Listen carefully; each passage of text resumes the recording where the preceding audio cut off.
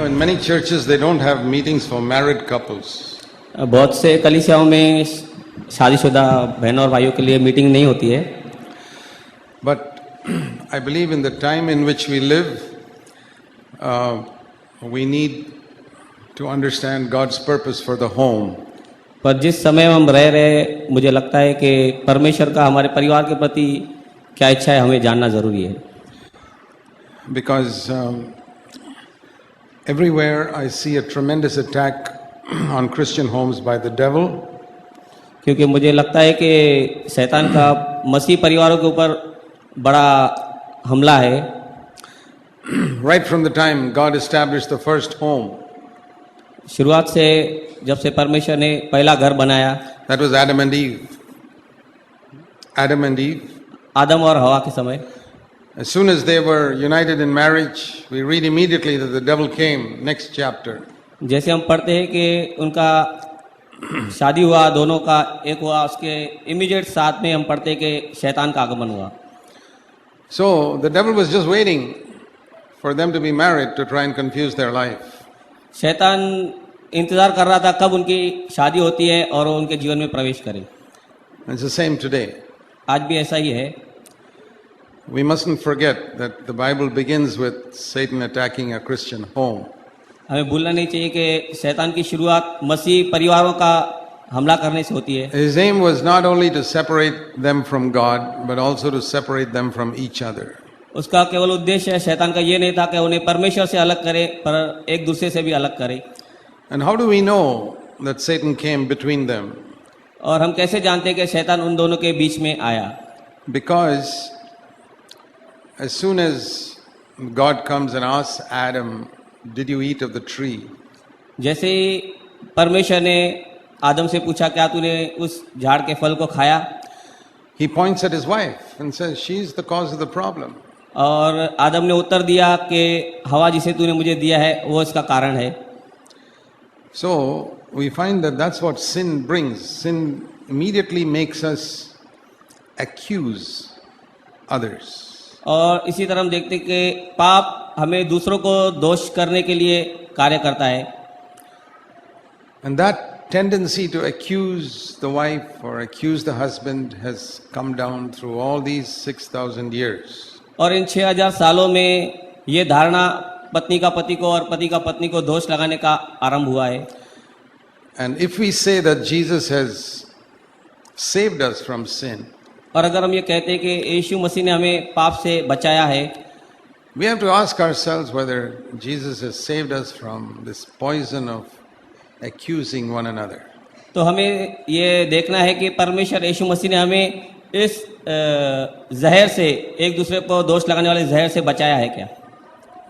Adam could have said, Lord, I'm sorry, I ate that tree. आदम ये कह सकता था, परमेश्वर मुझे क्षमा कर, मैंने उस फल को खाया है। There was no need for him to blame his wife. उसे कोई जरूरत नहीं थी पत्नी पर दोष लगाने की। The wife didn't force his mouth open and push the fruit down.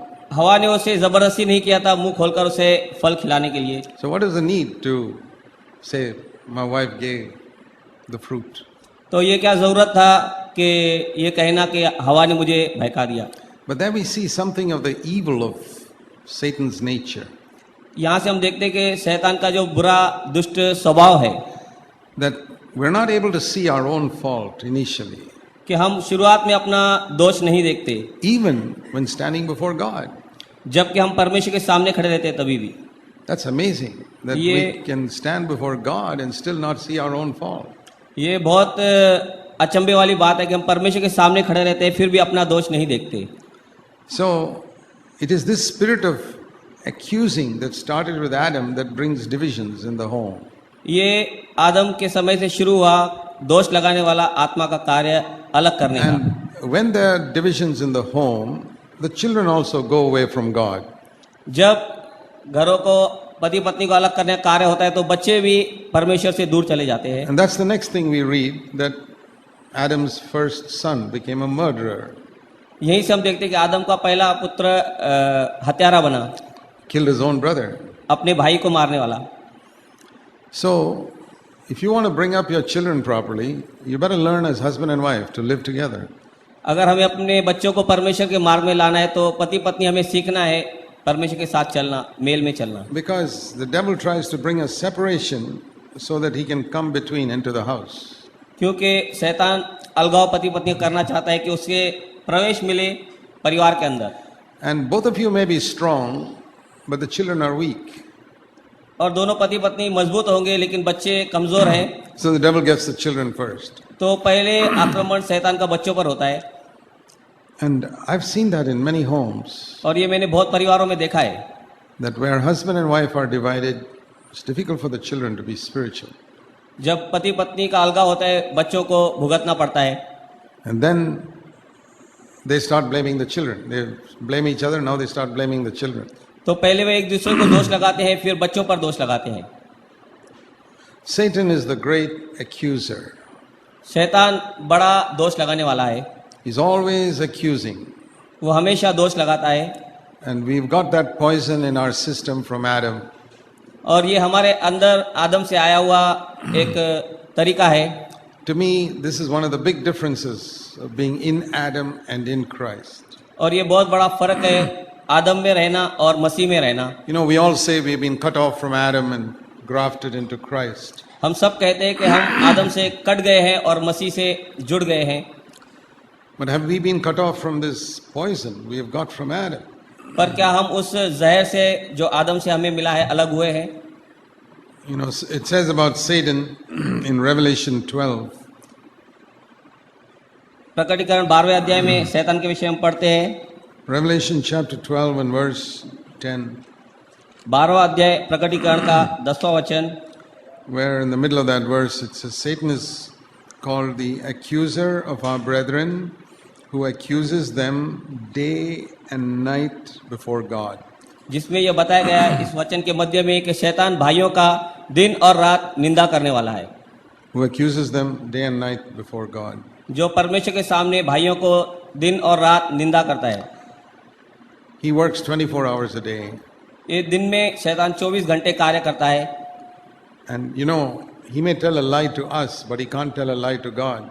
हम अपने आप को झूठ बोल सकते हैं लेकिन हम परमेश्वर को झूठ नहीं बोल No, सकते। Satan tells us lies, शैतान हमें झूठ बोलता है, but he can't tell a lie to God. But Satan पर cannot tell. शैतान परमेश्वर को झूठ नहीं बता सकता। So he cannot go and say, God, you know, that child of yours murdered somebody. तो ये नहीं कह सकता परमेश्वर ये तेरा बेटा हत्यारा है, No, because that's a lie. क्योंकि ये झूठ है। So what does Satan accuse before God? तो शैतान किस चीज का दोष परमेश्वर के सामने लगाता है? Only what is true. जो सच है वही दोष लगाता है। He can't tell God lies about me. वो ये नहीं कह सकता कि परमेश्वर मेरे लिए झूठ बोलता है। No. He can't tell God lies about me. परमेश्वर के सामने ये नहीं कह सकता कि मैं झूठा हूँ। No. शैतान परमेश्वर को मेरे बारे में झूठ नहीं बोल सकता। शैतान परमेश्वर को हमारे बारे में झूठ नहीं बताता। वो सच ही बोलता है. He also speaks the truth. Praise God. So he can only say what I actually did wrong. तो वो यही कहता है कि जो मैंने सच में हकीकत में गलत किया है। Now why am I saying that? हम ये क्यों कहते हैं? Because I've heard many times when people accuse somebody, क्योंकि लोग जब मैंने देखा है दूसरे को दोष लगाते तभी they find comfort in the saying that, but I'm speaking the truth. तो वो अपने दिल में एक सांत्वना पाते हैं कि जो मैं कह रहा हूँ वो सच कह रहा हूँ। Well, Satan also speaks the truth to God, but it's accusation. लेकिन शैतान भी सच ही कहता है लेकिन वो एक दोष है। So don't find comfort that what I'm speaking is the truth. हमें इस बात से सांत्वना नहीं लेनी चाहिए कि जो मैं कह रहा हूँ दोष लगा रहा हूँ वो हकीकत है, सच है। That's not the important point. ये महत्व का मुद्दा नहीं है। What is your spirit? What is your spirit? आपका आत्मा क्या है? Is it a spirit of love? वो प्रेम का आत्मा है Or is it a spirit that wants to tear down that person? क्या यह आत्मा आपका ऐसा है कि दूसरे आदमी को नीचे करना? We can tear down a person speaking the truth. हम उस आदमी को नीचे कर सकते हैं जो सच कह रहा है। And that's because there's a little bit of hatred in our heart for that person. ये इसलिए होता है कि थोड़ा बहुत हमारे अंदर नफरत बाकी है। You may say that you love somebody. हम ये कह सकते हैं कि हम किससे प्यार करते हैं, But the Bible says in 1 Peter 4 and verse 8 that love covers a multitude of sins. पर पतरस 1:4 में परमेश्वर कहता है नहीं, 4:8 में 4:8 में पतरस पहला पतरस 4:8 में परमेश्वर कहता है कि प्रेम बहुत से अपराधों को ढांप देता है, covers it. ढांप देता है। So if you really love, you will cover. अगर आप सच में प्यार करते हैं तो आप अपराध को ढांपेंगे। For example, उदाहरण की तरह, supposing your daughter is fooling around with some boy, आपकी बेटी किस भाई के साथ किसी लड़के के साथ, is going around with some boy, उसका कुछ अफेयर जिसे कहते हैं किसी भाई के साथ, you won't tell everybody about it. आप इस विषय में हर एक को नहीं बताएंगे। You may know it's there, आप ये जानते होंगे कि ये हकीकत है, but you'll try your best to cover it लेकिन आप बहुत अच्छी कोशिश करेंगे उसे ढांप देने की, छुपाने की, because you love your daughter. क्योंकि आप अपनी बेटी से प्यार करते हैं। But if it's somebody else's daughter, लेकिन किसी और की बेटी then you'll talk about it. अगर ऐसी हो तो आप उसके लिए बात करेंगे, Even if it is somebody else in the church. अगर वो कोई कलीसिया की बहन भी रहेगी। So you know there's very little love among believers, even in the church. तो कलीसिया में भी भाइयों और बहनों के अंदर बहुत छोटा सा थोड़ा सा प्रेम है। And even among husband and wife. आप पति और पत्नी में भी देखते हैं। If you're not careful here, the devil will come right in.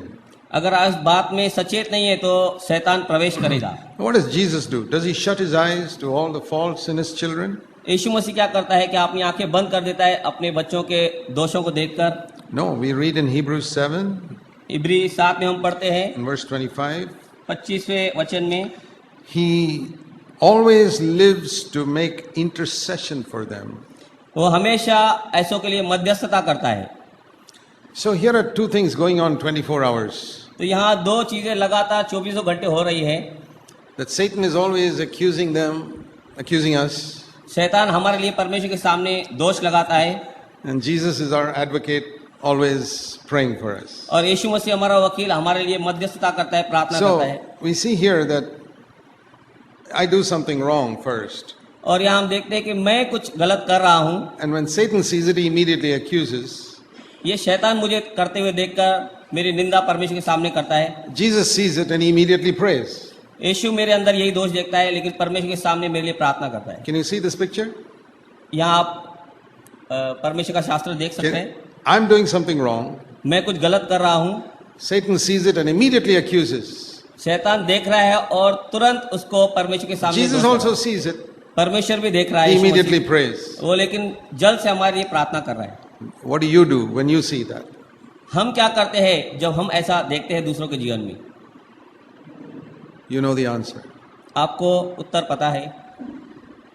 And in that moment you know whether you're like Satan or whether you're like Jesus Christ. ये उस समय बताता है कि आप परमेश्वर से ज्यादा प्रेम करते हैं या नहीं, शैतान whether से। you're like Satan.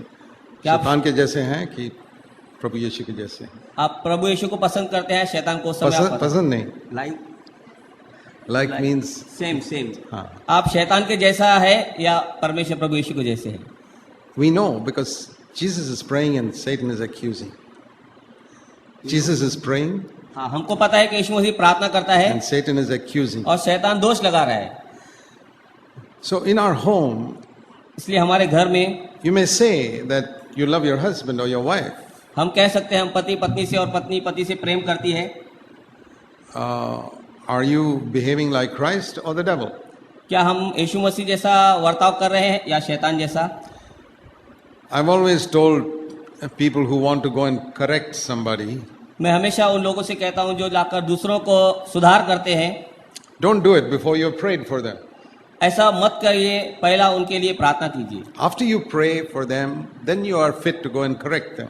पहले प्रार्थना करेंगे आप और फिर आप ठीक है उनको समझाने और उनके लिए सुधार लाने के लिए। If you don't pray for them, you're not fit to correct them. अगर आप उनके लिए प्रार्थना नहीं करते तो आप उनके लिए योग्य नहीं है उनको See, सुधार ला सकते। the Lord has got every right to correct us because He's praying for us. प्रभु यीशु मसीह को ये पूर्ण अधिकार है हमको करेक्ट करने का, हमारा सुधार करने का, क्योंकि वो हमारे लिए प्रार्थना This करते is one of the very important things in married life. हैं। ये शादीशुदा वैवाहिक जीवन में सबसे इम्पोर्टेंट महत्व की बात है। And you must pray, Lord, this first thing that Adam did please get it out of our home. परमेश्वर से हमारी ये प्रार्थना करना कि जो आदम ने पहला किया वो हमारे जीवन से, हमारे परिवार से दूर हो जाना। What is that? Blame your wife. वो क्या था कि अपनी पत्नी को दोष लगाना, Blame your husband. अपने पति को दोष लगाना। No, I'm not saying that we should pretend that they are not doing anything wrong. हम ये बहाना नहीं करना या दिखावा न करना कि वो गलत नहीं कर रहा है। Yeah, we need to correct one another. हाँ, ये जरूरत है कि हम एक दूसरे का सुधार करें। All I'm saying, first pray पहले मैं क्या कर रहा हूँ कि पहले आप प्रार्थना करो and cleanse your spirit, that you correct in a spirit of love. और अपने आत्मा को शुद्ध करो कि आप सुधार लाने के मन से, प्यार के मन से आप ये कर रहे See हैं। Ephesians chapter 4. इफिसियों इसका 4था अध्याय हम देखेंगे, There's a very beautiful verse here. बहुत ही उत्तम शब्द वहां पर है। Verse 15. 15वां वचन, It says, if you speak the truth in love, you will grow up to become like Jesus Christ more and more. अगर आप सच में प्रेम करते हैं तो आप यीशु मसीह के They जैसा, speak. अगर आप बोल रहे हैं वास्तव में सच, पढ़ो वचन। हाँ, इफिसियों इसका 4था अध्याय 15वां वचन हम पढ़ेंगे, वरन प्रेम में सच्चाई से चलते हुए, yeah, in प्रेम से सच बोलो. हाँ, प्रेम से सच Speak बोलते the हुए, truth in love. प्यार से सच बोलिए, Then we will grow up to become like Christ. तब हम मसीह जैसा बढ़ते रहेंगे। See the balance there? आप हाँ That you have to do both. तालमेल देख रहे हैं, हमको दोनों करना है। He doesn't say you shouldn't speak the truth. हम ये नहीं कहते कि आपको सच नहीं बोलना Yeah, है, speak the truth to your such husband and बोलो, wife, to your पति और husband and पत्नी। wife and children and everybody. हर एक सच बोलो, पति पत्नी But बच्चे। if you can't speak it in love, don't speak it. लेकिन ये अगर प्यार की रीति से आप नहीं बोल सकते तो आप मत बोलिए। A lot of speaking the truth is not spoken in love. परमेश्वर ऐसा नहीं। सच नहीं चाहता। A lot of speaking the truth is not spoken in love. बहुत सा सच प्यार की रीति पर नहीं बोला जाता, And then it does the work of the devil. और वहां शैतान का काम आरंभ होता है। So, if we want to be on God's side, और अगर हम परमेश्वर के पक्ष में होना चाहते हैं we must wait till we have come in our spirit to love. Then we can speak all the truth. तब हम सच्चाई बोल सकते हैं, जब हम उस परमेश्वर के प्रेम की आत्मा में आ जाते हैं Then we will grow up. तब हम बढ़ेंगे, Then we will bring that spirit into our home. तब उस आत्मा को हम हमारे घर में ला You सकेंगे। don't realize that when you say something which is not in a spirit of love, you're actually bringing a satanic spirit into your house. आप ये नहीं जानते होंगे कि जब आप प्रेम की रीति से सच नहीं बोल रहे हैं तो शैतान को अपने घर में अवसर देते हैं। When you're not speaking it in love. अगर आप उस सच को प्रेम की रीति पर नहीं बोल रहे हैं So we have to be very careful. तो हमें बहुत ही सावधान रहना है। And if you're not sure, then it's better to keep quiet. तो अगर आपको ये पक्का नहीं है तो आप अच्छा है चुप रहे, Because if we keep quiet, at least we won't do any damage. अगर हम चुप रहेंगे तो हम कुछ गड़बड़ नहीं होने देंगे, Because our whole aim, क्योंकि हमारा पूरा मकसद even in speaking the truth, is to set something right. सच बोलते समय में भी हमारा मकसद ये होना चाहिए कि हम सही बोलें। And if we do it in love, it'll be right. अगर हम ये प्यार से करेंगे तो हम सही करेंगे। So that's one of the first things we got to learn from Adam and Eve. तो ये पहली बात हमें आदम और हवा से सीखनी है। The other thing we see there in Genesis 3, और दूसरी बात हम उत्पत्ति 3 अध्याय में देखते हैं, in verse 12. 12वें वचन में।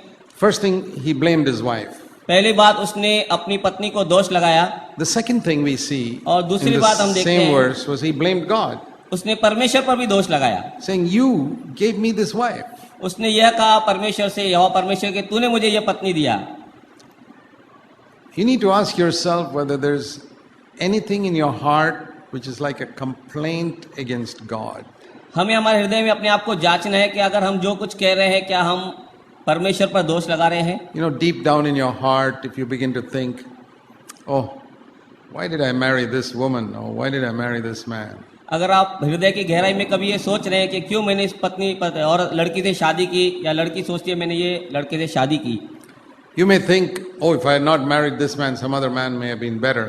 अगर आप ये सोच रहे हैं कि अगर मैंने इस भाई से शादी नहीं की होती या इस बहन से तो कुछ Or कदाचित अच्छा होता था, some other, if I had married some other woman, that she would have been a better wife. अगर मैं दूसरी किसी स्त्री से शादी करता तो वो अच्छी पत्नी बन सकती थी। Perhaps you're wrong. आप गलत हो सकते हैं। If you had married somebody else, your life may have been much worse. अगर आप किसी दूसरी से विवाह कर देते तो आपकी परिस्थिति, आपकी जीवन इससे बदतर हो सकता था। So there can be a spirit of complaining against God, saying, "Why did you allow this to happen in my life?" ये शिकायत करने का परमेश्वर के विरुद्ध एक आत्मा है जो परमेश्वर के विरुद्ध में हमारे द्वारा कार्य करता है। Why did you allow these circumstances to happen in my life? ये परिस्थितियों को आपने क्यों अनुमति दिया मेरे जीवन में होने के And लिए? you know, in Indian marriages, हम देखते हैं हिंदू शादियों में, Indian, हिंदुस्तानी शादियों में, it's not like Western marriages. ये पश्चिमी शादियों के जैसा नहीं होता। Because here, when we get married, we don't just get married to a person, we get married to a whole family. क्योंकि हम यहाँ किसी एक व्यक्ति से शादी हमारी नहीं होती, लेकिन एक पूरे परिवार से हमारी शादी होती है।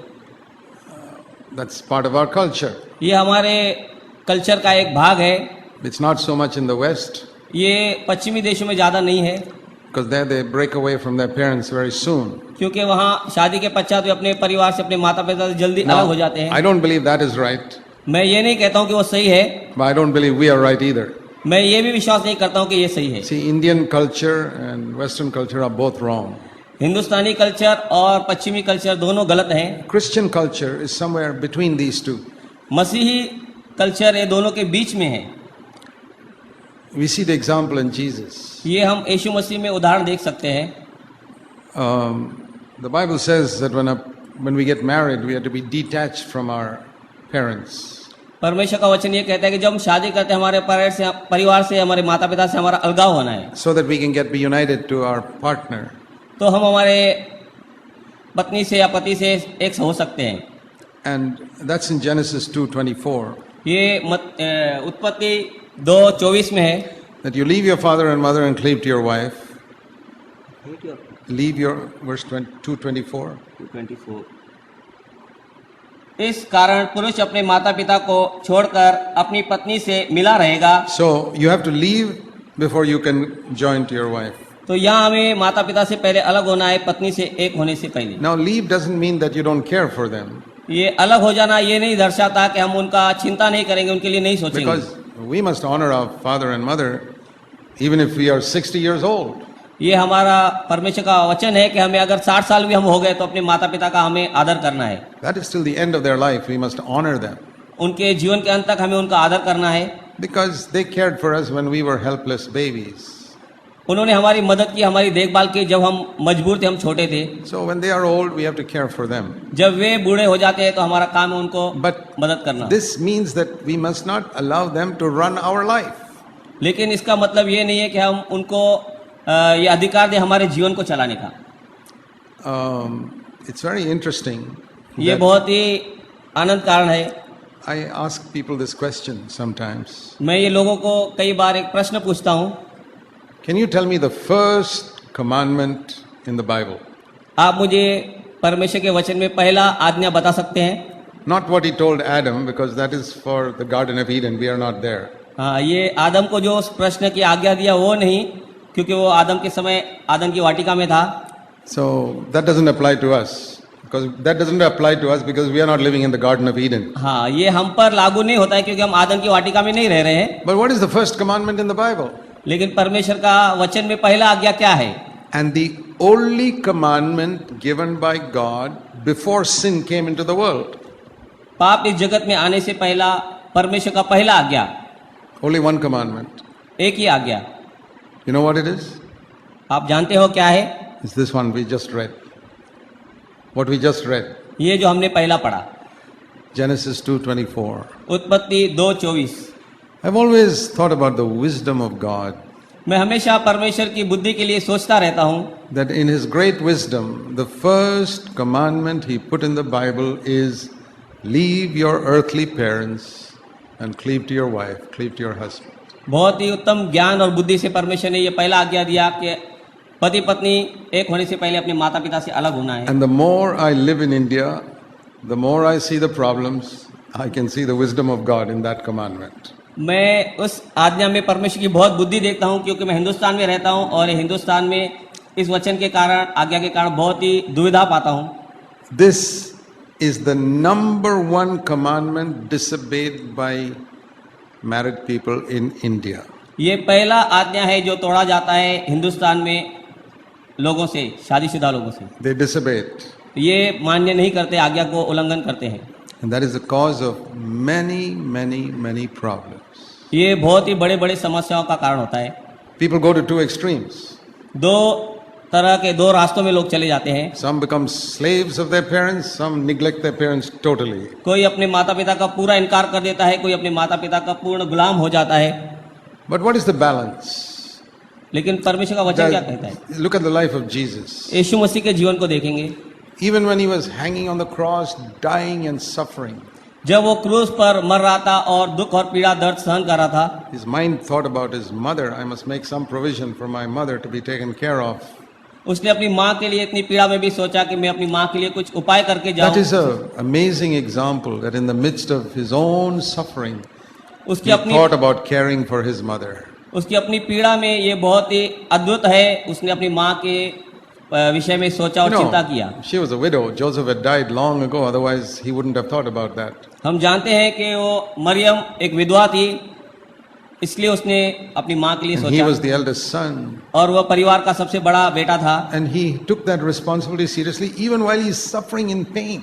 और उसने वो जिम्मेदारी पूरी रीति से लिया, दुख और पीड़ा क्रूस पर सहते That हुए is भी। an amazing example for us to follow. ये बहुत ही अद्भुत उदाहरण है हमारे लिए। To honor our parents and care for them. हमारे माता पिता का आदर करना, उनकी चिंता करना। At the same time, और इसी समय as long as Jesus was in his mother's house, यीशु मसीह जब अपने माँ के घर में था, he obeyed her.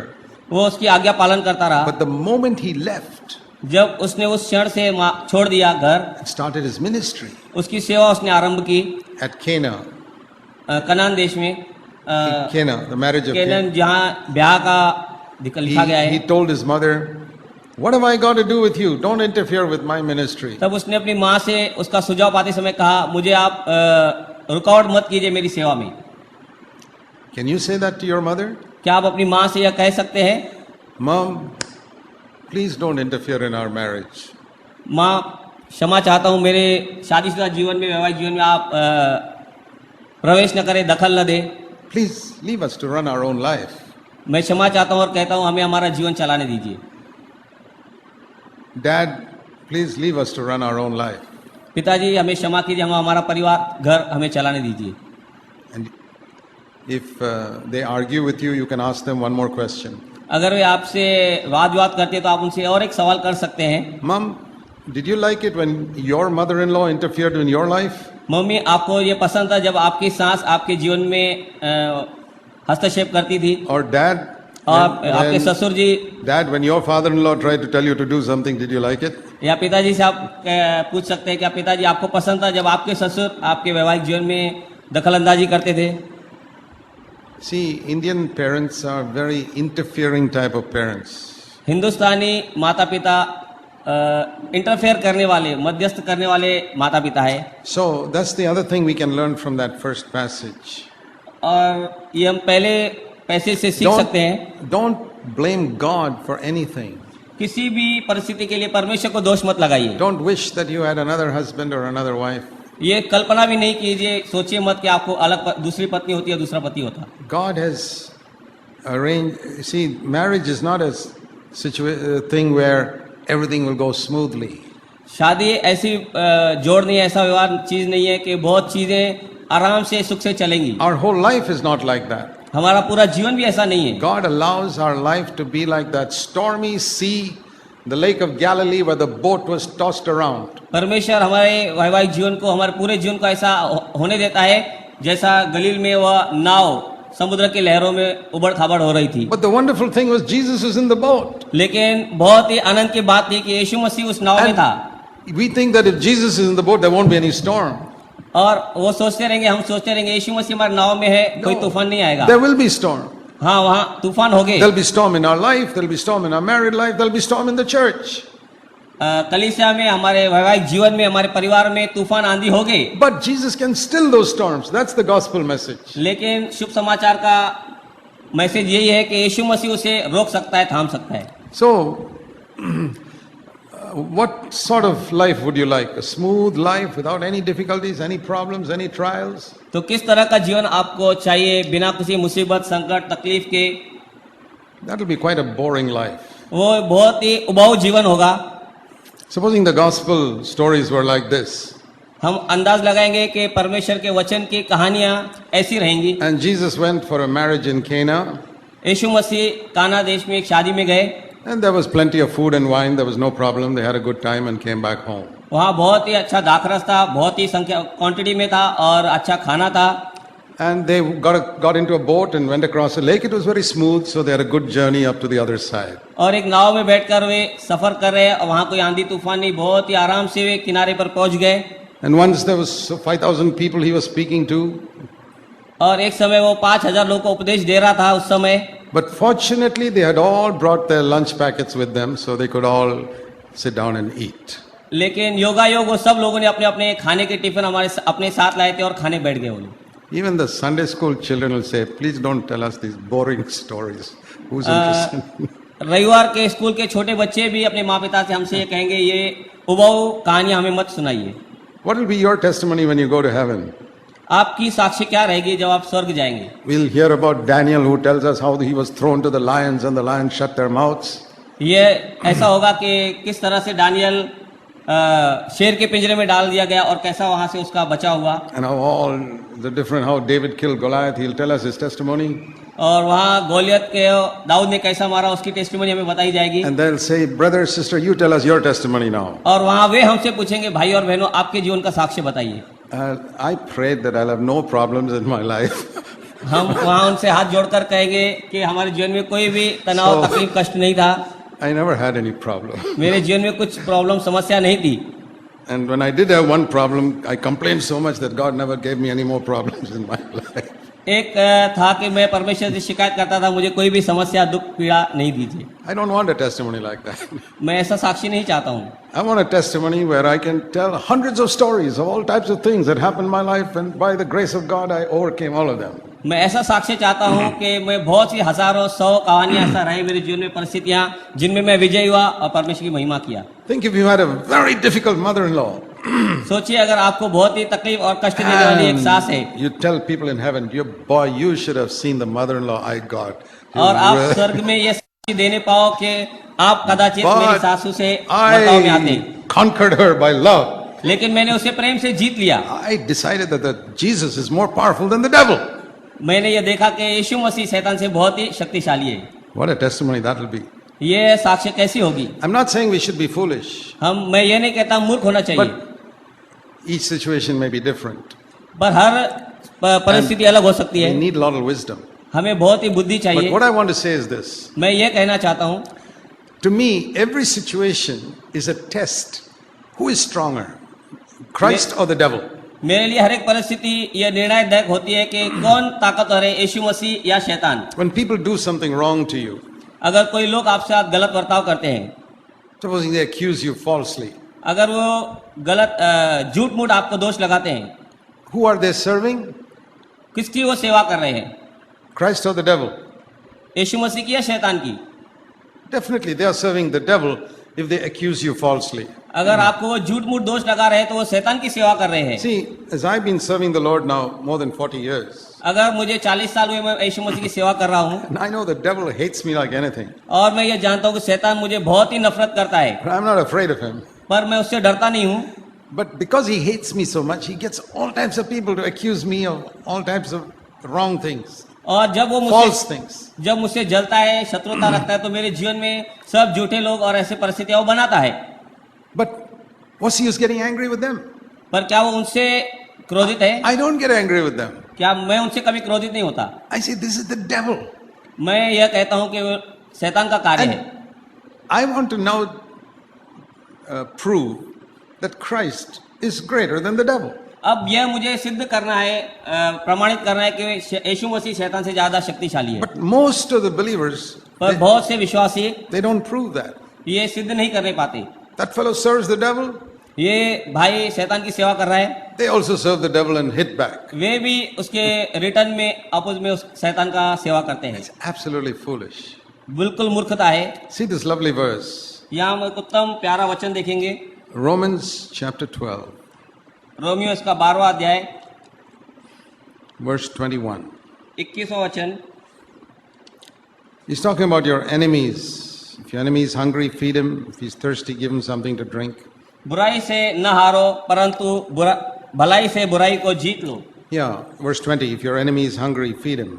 20वां वचन, यदि तेरा शत्रु भूखा हो तो उसे खाना खिला। overcome evil with good. बुराई को भलाई से जीत लेना। Which is stronger, किससे ज्यादा, किसमें ताकत है, evil or good? अच्छाई या बुराई? Satan says evil is stronger. शैतान कहता है बुराई ताकतवर है, We say no, यीशु कहता है नहीं। Christ is हम कहते हैं stronger. नहीं, यीशु मसीह ताकतवर है, good is stronger. अच्छाई ताकतवर है। The devil says prove it. और शैतान कहता है ये सिद्ध करके Okay. दिखाओ, I'm going to prove it. और मैं इसे सिद्ध करके See, दिखाऊंगा। we must be in the place where nothing can take us out of love. Nothing can remove love from our hearts. इन दिनों में हम देखेंगे कि कोई भी चीज हमारे हृदय से प्यार को नहीं निकालने पाएगी। This is the real proof of being filled with the Holy Spirit. ये सच्चा प्रूफ है पवित्र आत्मा से भरा रहने का। That nobody can bring me out of love. कोई भी मुझे प्रेम से अलग नहीं कर सकता। Love must be my permanent address. प्यार मेरी हमेशा की एक एड्रेस होनी चाहिए, That I'm always there. कि मैं हमेशा वहाँ हूँ। I'm never going to shift from there. मैं इस प्यार से कभी भी मेरा पता अलग नहीं करने वाला हूँ। If I make a mistake, अगर मैं गलती करता हूँ, I say, Lord, I'm sorry. मैं परमेश्वर से कहता हूँ If मुझे I've क्षमा कर। hurt somebody, I say, I'm sorry. मैं किसको सुनता हूँ, मैं किसको दुखाया है, मैं परमेश्वर से क्षमा मांगता हूँ। See, that's the other thing we must learn as husband and wife to ask forgiveness from each other. ये दूसरी बात है, हम सीखते हैं कि पति पत्नी एक दूसरे से क्षमा मांगे। We must see that sin, even a small one word that we speak which is hurtful, is like a thorn coming into our foot. ये पाप, एक छोटा सा शब्द जो पाप का है, वो ऐसा रहता है कि हमारे पैर में जैसा एक कांटा चुभाया जाए। Now, if a thorn gets into your foot, how long will you wait till you take it out? अगर एक कांटा आपके पैर में चुभ जाए तो आप कितनी देर इंतजार करेंगे उसे निकालने के लिए? You won't even wait 5 seconds. 5 second भी आप उसका इंतजार नहीं करेंगे। Whatever work you're doing, you'll stop जो भी आप काम करते रहेंगे वही रोक देंगे, and say, I've got to take that out first, otherwise it'll destroy my foot more. और आप ये कहेंगे कि इसे मैं अभी निकाल दूंगा, नहीं तो ये मेरे पैर को नाश कर देगा।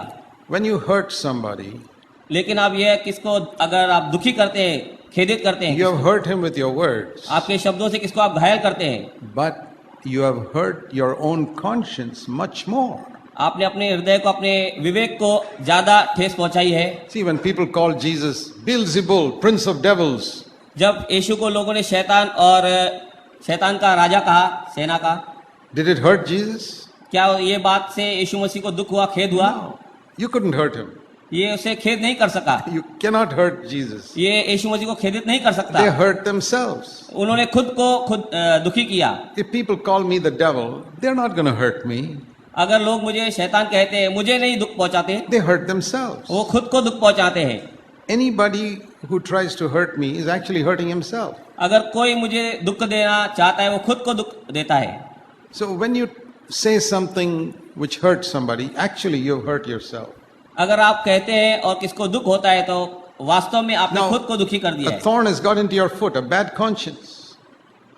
A bad conscience is like a thorn in your foot. हाँ, बुरा विवेक एक ऐसा है कांटे के जैसा अपने पैर में। How long are you going to wait till you take it out? अगर आप उसे निकाल नहीं देते, कितना देर आप इंतजार करेंगे? You must go immediately आप तुरंत उसे निकाल देंगे। and ask the Lord to forgive you परमेश्वर से प्रार्थना करो आपको क्षमा करे। and go to your husband or wife and say, I'm sorry, please forgive me. अपने पति और पत्नी के पास जाओ और कहो मुझे क्षमा कर, That in my anger I said that. मेरे क्रोध में मैंने यह कह दिया, I'm sorry, it was my mistake. मेरी ये गलती है, मैं क्षमा चाहता हूँ। Then you don't allow the devil to come into your home. और आप अनुमति नहीं देते और मौका नहीं देते शैतान को अपने घर में आने And का, at the same time, your conscience will not be destroyed. और आपका विवेक भी नाश नहीं होगा, And your relationship in the home is restored. और आपका संबंध पति पत्नी का घर में वापस जुड़ जाता है। But if you leave that thorn there, अगर आप वो कांटा वहीं पर छोड़ देते हैं it'll get infected and it'll become pus around it and kill your conscience. और आपके विवेक को वो घायल करता रहेगा, वहाँ बीमारी उत्पन्न करेगा और नाश करेगा। So as soon as you're aware, you must ask for forgiveness. और जैसे आपको पता चलता है, आप क्षमा तुरंत मांगना चाहिए। The second thing is that we must forgive also quickly. और दूसरी बात, हमें तुरंत क्षमा भी करना चाहिए. You know, sometimes if your husband or wife comes and asks for your forgiveness, कभी हम देखते हैं कि पति पत्नी हम क्षमा मांगने को जाते हैं sometimes we can act very proud and big. और हम बहुत ही घमंड में और महान बन के एक्ट करते हैं, वर्ताव करते हैं. We act as though, well, I'm not going to forgive you so quickly. और हम ऐसा वर्ताव करते हैं और दर्शाते हैं कि हम जल्दी से क्षमा नहीं करेंगे, Because you have behaved so badly for the 1000th time. क्योंकि ऐसा बुरा वर्ताव आपने कितना अनेक हजारों बार किया है.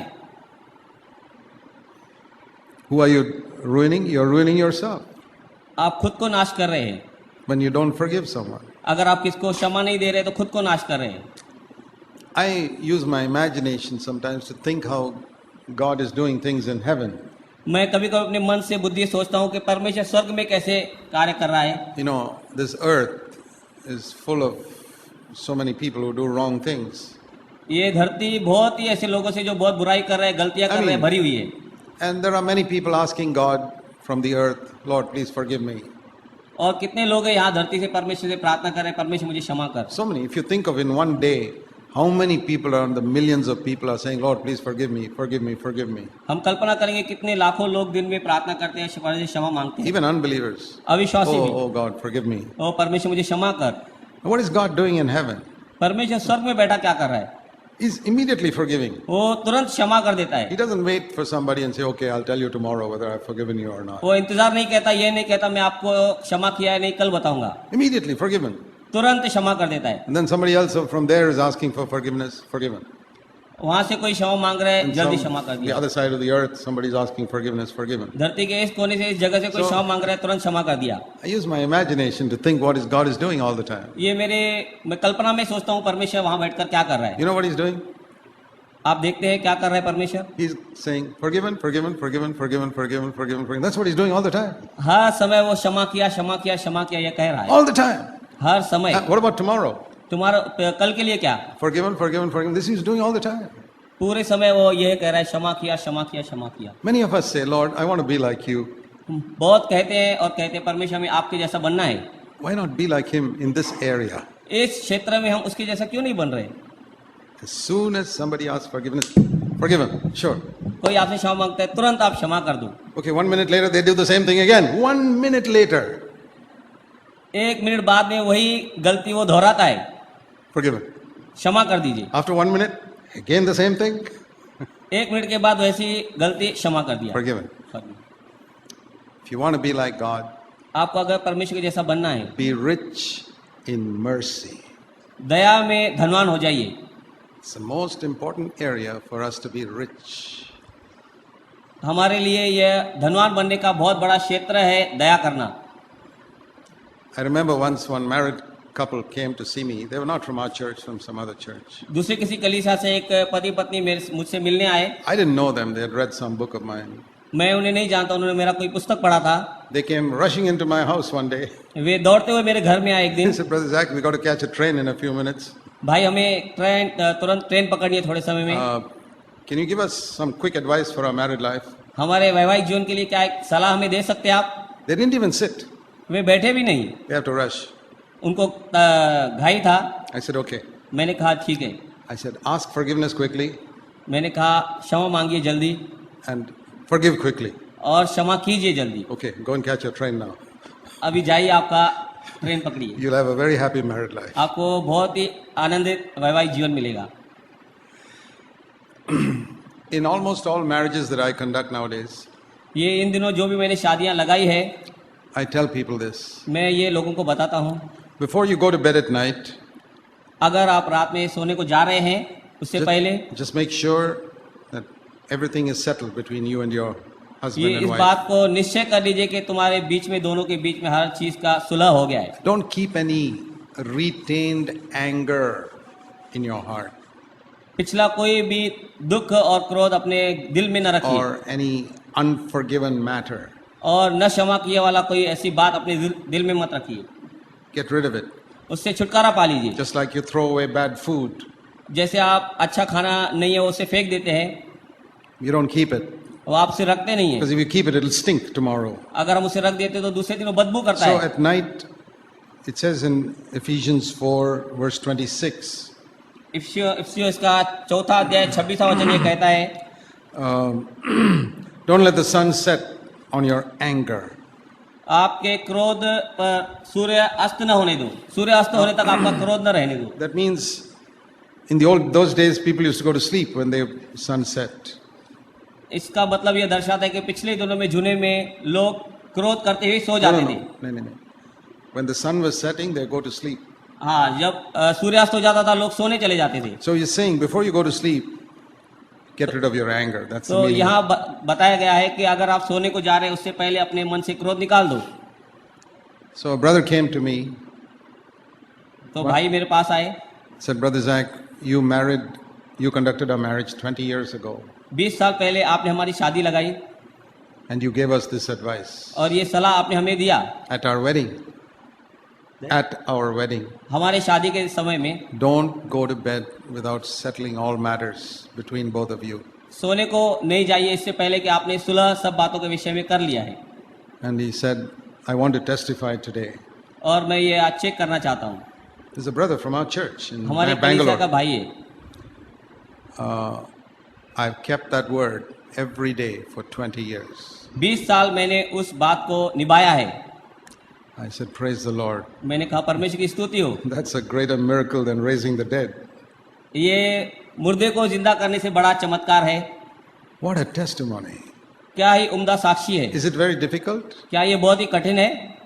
Supposing I tell you, before you go to bed, remove all the thorns from your feet, then only go to sleep. अगर मैं आपसे ये कहता हूँ कि सोने से पहले अपने पैरों में से सब कांटे निकाल दियो और फिर जाओ सोने को।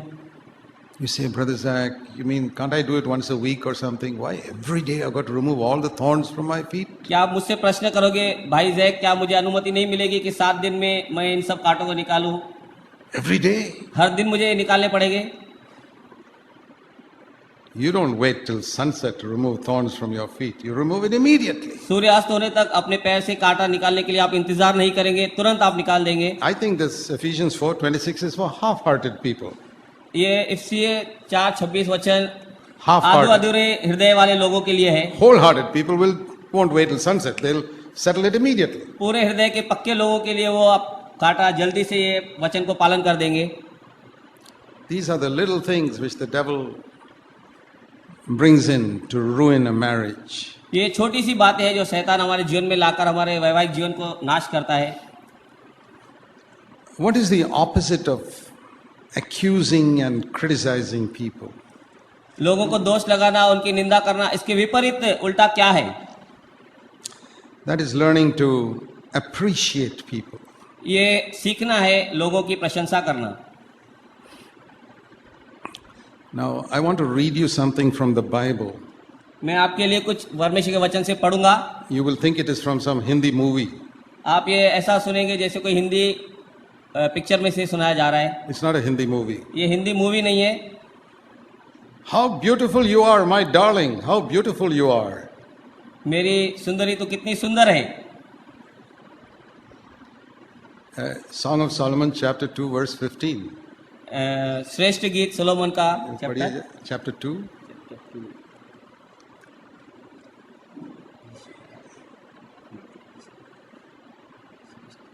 Chapter 2, verse 15. श्रेष्ठ गीत इसका दूसरा अध्याय और 15वां वचन। पढ़िए, 2:15। 15. हमारे लिए The Song of Solomon, श्रेष्ठ गीत chapter 2. Oh, sorry. My mistake. Chapter 1, chapter verse 15. 15वां वचन, पहला अध्याय। तू कितनी रूपवती है मेरी प्रिया, तू कितनी रूपवती है, तेरी आंखें कबूतरी के समान है। Have you once in your life said that to your wife? क्या अपने जीवन में आपने एक बार भी अपनी पत्नी से यह कहा है? Once. एक बार। Okay. Now that all the sisters are very happy, अब सब बहनें खुश है। I want to ask the sisters. Have you ever said, verse 16, to 16वां your, वचन, क्या आपने to your पत्नियों से husband, अपनी पत्नियों से कहा है, how handsome you are, तू कितना my सुंदर beloved, है, and you're so pleasant. तू कितना सुंदर है मेरे प्रियतम, और कितना मन भावना है। See, This is not a Hindi movie, this is the Bible. ये हिंदी पिक्चर नहीं है, लेकिन ये परमेश्वर का वचन है। The Lord wants us to learn to appreciate one another. परमेश्वर हमें चाहता है सिखाना, एक दूसरे की प्रशंसा करना। Why are we only ready to find fault? हम ऐसे क्यों है कि दोष ढूंढने वाले हैं? Supposing I were to give you all a piece of paper. अगर मैं आपको एक पन्ना देता हूँ, खाली कागज, Without thinking, quickly write down 3 good things about your husband or wife. अपनी पत्नी या पति के लिए जल्द से जल्द 3 अच्छी बातें लिखिए, And write 3 bad things about your husband or wife. और तुरंत जल्द से जल्द अपने पत्नी या पति के लिए 3 बुरी बातें लिखिए। Which will you be able to write quicker? कौन सी बातें आप जल्द लिखेंगे? Which will you have to think? किसके लिए आपको सोचना पड़ेगा? There you know वहां आप जानते हैं whether you're more like the devil or more like Jesus Christ. आप ज्यादा शैतान के जैसे हैं या प्रभु यीशु मसीह के जैसा। Can you immediately think of 3 good things that your husband has got क्या आप तुरंत 3 अच्छी बातें अपनी पत्नी या पति के लिए or सोच your सकते wife हैं? has got? अपनी पत्नी के लिए The devil makes us forget those things. शैतान हमें उन चीजों को भुला देता है। Song of Solomon is a wonderful book. श्रेष्ठ गीत एक अच्छा पुस्तक है। Today we know it's a picture of Christ in the church also. आज हम यह देखते हैं कि ये यीशु मसीह और उसकी देह कलीसिया, उसकी पत्नी के विषय में भी। But before Jesus came to earth पर पहले यीशु मसीह इस पृथ्वी पर आने से and पहले before there was a church, और इस पृथ्वी पर कलीसिया बनने से पहले, for 1000 years after Solomon wrote it, what was it referring to? 1000 वर्ष पहले इसके जब उस सोलोमन के श्रेष्ठ गीत में सुलेमान के लिखा गया, वो क्या दर्शाता था? For the 1000 years up to the coming of Christ, what was this book referring to? ये बुक क्या दर्शाता और दिखाता था 1000 साल यीशु मसीह के आने से पहले? It was talking about husband-wife relationship. ये पति और पत्नी के संबंध के विषय में कहता है। The Lord was saying, I want you to appreciate one another. परमेश्वर कहता है, मैं चाहता हूं कि आप एक दूसरे की प्रशंसा करें। Very often problems arise because we are quick to criticize but very slow to appreciate. अक्सर ये हो जाता है कि हम दोष देने में बहुत उतावले और आगे रहते हैं, प्रशंसा करने में बहुत पीछे रहते हैं। So we need to change that attitude हमें ऐसा स्वभाव को बदलना है and say, Lord, I want to learn to be quick to appreciate. और हमें परमेश्वर से कहना है कि परमेश्वर, मैं सीखना चाहता हूँ इसकी You प्रशंसा know, करना। Jesus was like that. यीशु मसीह ऐसा था। Even in some of the worst churches in Revelation chapter 2, प्रकटीकरण के दूसरे अध्याय में बहुत बुरे स्थिति में गई हुई कलीसियाओं के लिए भी, you know, one church is so bad in chapter 2 दूसरे अध्याय में एक चर्च की ऐसी बुरी दशा है, that the Lord says, if you don't listen to me, I'm going to take away the lampstand and you won't be a church anymore. और परमेश्वर वहां कहता है, अगर आपने बदल सुधार नहीं रहा है तो मैं पवित्र आत्मा को वहां से निकाल दूंगा, Because you have left your first love. क्योंकि आपने पहला सा प्रेम छोड़ दिया है। But see how he begins the letter. पर हम देखेंगे वह उस वचन को शुरुआत कहां से करता है। Chapter 2, दूसरा अध्याय, to the leader of the church in Ephesus write. इफिसियों की कलीसिया के दूत को यह लिख। See, this is the bridegroom speaking to the bride, the husband speaking to the wife. ये पति अपनी पत्नी से बात कर रहा है। Jesus is the husband and the church is the bride. पति यीशु मसीह है और दुल्हन कलीसिया है। Okay, what is he saying?